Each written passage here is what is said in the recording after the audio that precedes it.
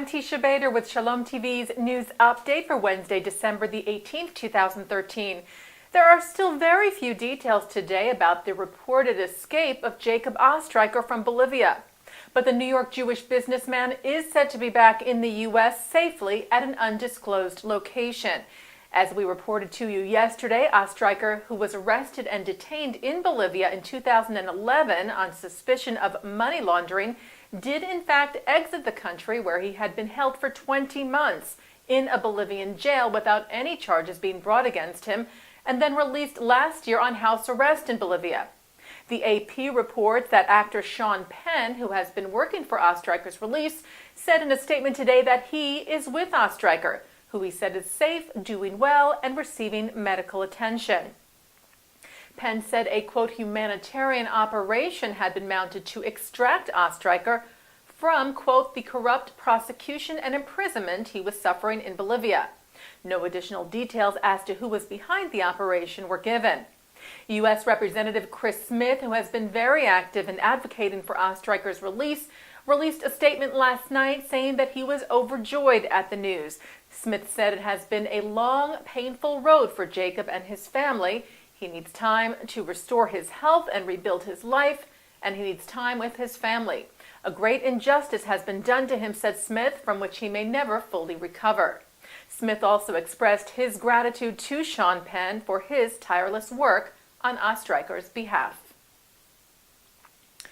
The Times of Israel reports that the Lebanese soldier who shot and killed IDF soldier Shlomi Cohen Sunday night will be prosecuted in Lebanon. Israeli Defense Minister Moshe Ya'alon said yesterday that the IDF was told of the impending prosecution from Lebanese officials, who stressed that the soldier had in fact acted alone and of his own accord.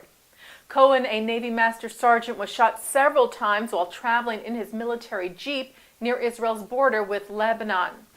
The shooter reportedly told Lebanese military officials that he identified a figure near the border fence with Israel whom he said was acting suspiciously and decided to open fire. During a Monday meeting with the UN Special Coordinator for Lebanon, Derek Plumley, Lebanese Prime Minister Najib Mikati called the shooting, quote, an isolated incident of limited scope. Israel's Attorney General Yehuda Weinstein has decided not to appeal the acquittal of Israeli Foreign Minister Avigdor Lieberman on charges of fraud and breach of public trust. Lieberman was acquitted of those charges last month by the Jerusalem's Magistrate Court. Weinstein said that he made the decision not to appeal on the basis of a joint recommendation from Moshe Lador, who was the state attorney until Monday, and Lador's replacement, Shai Nitzan. Weinstein said this is considering the prosecution policy, which acts with restraint and control when appealing acquittals, as well as considering the professional assessments that an appeal would have little chance of succeeding. At the same time, the Attorney General said this does not put a stamp of approval on the foreign minister's actions. Weinstein said of Lieberman, even though the court acquitted him, it still said his actions were not appropriate, not moral, and that they didn't meet the expected standards of a public figure, especially someone in a high position, such as a minister in the government of Israel. The ruling Popular Party or People's Party of Spain has submitted a draft law which, if adopted, would give descendants of Jews expelled during the Spanish Inquisition the possibility to acquire citizenship in Spain. This according to a report by Spanish news agency Servimedia.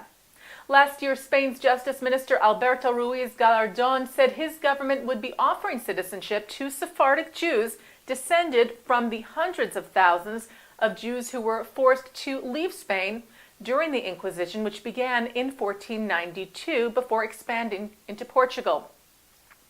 Portugal passed such a law earlier this year, becoming the first Jewish law of return passed outside of Israel. That law was cited by the Spanish party this week, which said the Spanish government must now take an analogous measure to that of Portugal. The Jerusalem Post reports that another small academic group has now decided to boycott Israeli academic institutions, protesting Israel's policies towards the Palestinians. The Native American and Indigenous Studies Association, or NASA, made the decision on Sunday, the same day that the American Studies Association voted to endorse an academic boycott of Israel, as we reported to you about yesterday. Ohio State English professor Chadwick Allen, who is president of the association, wrote on the association's website that the NASA move followed a member-generated petition asking that the group formally support the boycott of Israeli academic and cultural institutions that was initiated by the Palestinian Campaign for the Academic and Cultural Boycott of Israel. The NASA decision is just the latest in the BDS, or Boycott, Divestment, and Sanctions movement, which seeks to delegitimize the State of Israel. The Jerusalem Post noted that another small group, the Association for Asian American Studies, adopted the boycott back in April, also noting that the much larger and more influential American Association of University Professors recently reiterated its opposition to such a boycott, saying it ultimately endangers academic freedom, and Jewish and Israeli groups reacted to the ASA boycott yesterday, saying Israel was being singled out in an example of blatant discrimination. I'm here to tell you that I don't think complex... The Boston Globe reports that Harvard law professor Alan Dershowitz announced that he will be retiring from the university at the end of next week. Dershowitz said he plans on still juggling several legal cases and writing some more books, and even may return to Harvard after taking a year or two off to teach freshman seminar courses. Harvard Law Dean Martha Minow said of the plans, the word retiring has many meanings, and Alan Dershowitz is not a retiring person. She said, "We expect and hope he will continue to be involved here."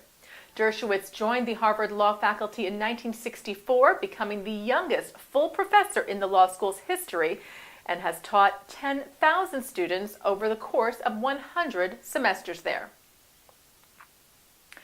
The Natan Fund is renewing and expanding its grants for young Jewish entrepreneurs. The fund, which inspires young philanthropists to fund innovative projects shaping the Jewish future, announced that it will be giving $40,000 in grants that will be distributed to 7 members of the ROI community. The ROI community, which is part of the Charles and Lynn Shusterman Philanthropic Network, is an international network aimed at strengthening Jewish communities and Jewish engagement. The 7-member groups receiving the grants hail from the U.S., Mexico, India, and Israel. Among the 2014 grant recipients, Anna Fuchs, who is founding executive director of Jewish Kids Group, a new independent Hebrew school in Atlanta, Mati Kovler, artistic director of the Boston Jewish Music Theater, Tomer Dror, who is CEO and co-founder of A Wall in Its Midst, which is a bridge-building project between the Haredi, or ultra-Orthodox, and non-Haredi population in Israel, Renato Huarte Cuellar, who has held 2 successful Limud Mexico events in Mexico City, and Sigalit Isaac Kurulkar, who is using her grant to help launch Limud India in 2014. And turning to our Shalom TV programming for tonight, Wednesday, December the 18th, coming up at 6:30, conversations from the ADL 100th Anniversary Gala. Then at 8, President Emeritus of the Union for Reform Judaism and columnist for the Jerusalem Post and Haaretz, Rabbi Eric Yaffe, gives reasons for a more hopeful view of Israel's current reality in his optimistic lecture entitled American Jews Look at a Changing Israel, Peace, Prosperity, and Religious Pluralism. That's from Fairfield University.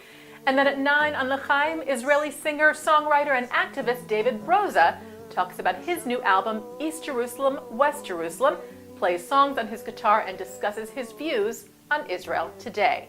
That's here on Shalom TV and ShalomTV.com. And that's Shalom TV's news update for Wednesday, December the 18th, 2013. I'm Teisha Bader.